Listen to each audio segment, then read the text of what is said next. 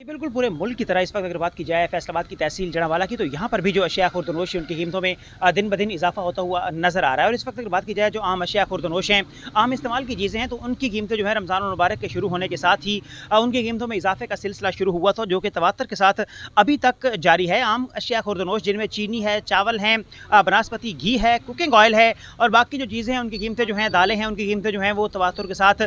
बढ़ रही हैं। और आम शहरी जो हैं इस वक्त उनकी कुव्वत खरीद से जो अशिया खुर्दनोश है उनकी कीमतें बाहर होती हुई नजर आ रही है। अगर बात की जाए चीनी की कीमत की, तो पर केजी चीनी की कीमत जो है इस वक्त वो 150 के अराउंड अबाउट है, जबकि इसके साथ साथ बनस्पति घी है और कुकिंग ऑयल है उनकी कीमतें जो हैं वो भी 30 से 40 रुपए पर केजी जो है उनमें इजाफा हुआ है, जिसकी वजह से आम शहरी जो हैं वो बहुत ज़्यादा परेशानी का शिकार है। और खासतौर पर रमज़ान मुबारक के महीने में जो अशिया खुर्दनोश हैं वो आम शहरियों की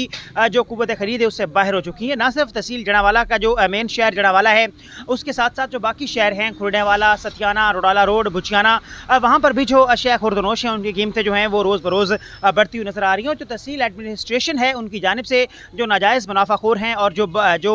ये चीज़ें स्टोर करने वाले हैं, ज़ख़ीरा अंदोज़ हैं, उनके खिलाफ किसी किस्म की जो कार्रवाई है वो भी नज़र नहीं आ रही, जिसकी वजह से उनको शय मिल रही है और रोज़ बरोज़ जो अशिया खुर्दनोश हैं उनकी कीमतें जो हैं वो ऊपर से ऊपर ही जाती हुई नजर आ रही हैं। जी।